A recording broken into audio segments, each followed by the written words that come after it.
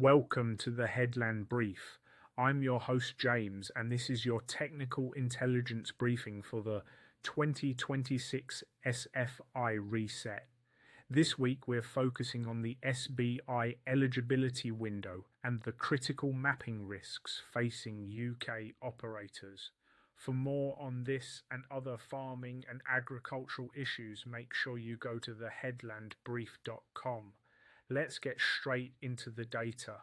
Our focus today is on three specific pressure points: the 50 hectare threshold, the 25% limited area cap, and the evolving compliance risks regarding tenancies.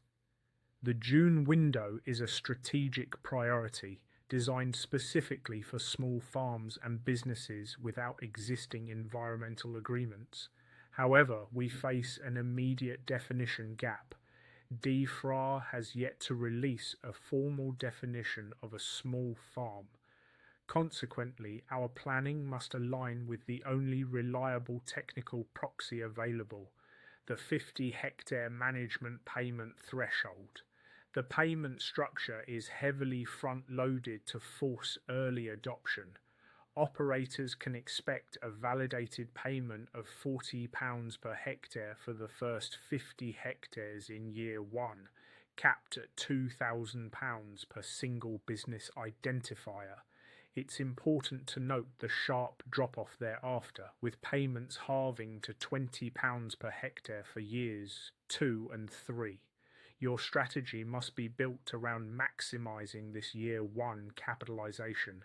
Accessing this capital requires passing strict technical prerequisites.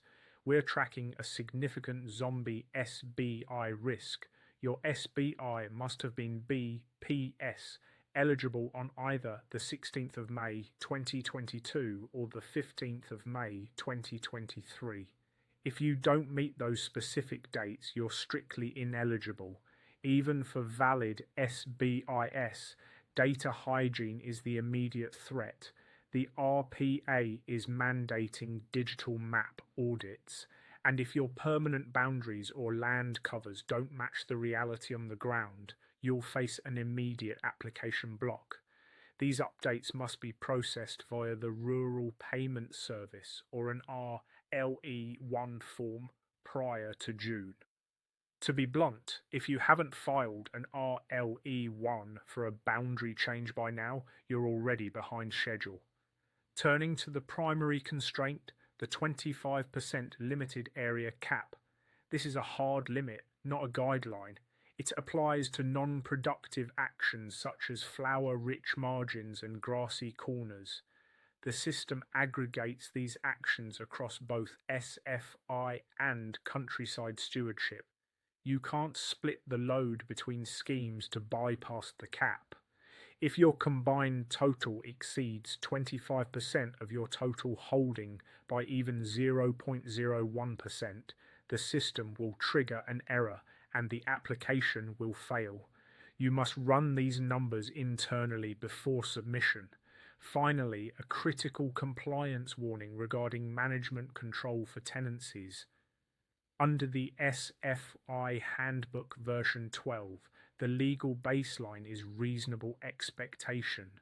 For those on rolling year-by-year tenancies, it's not enough to simply hold the tenancy today.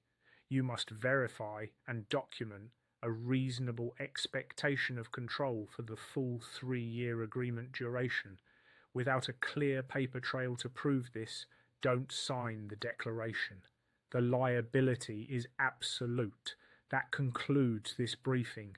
Remember, the 25% area cap is a hard system limit, and your RLE1 window is closing fast. If you need more information on anything mentioned in this briefing, it's available right now at theheadlandbrief.com. Join our community of land agents and professional farmers to get these briefings delivered directly to your inbox every Tuesday morning.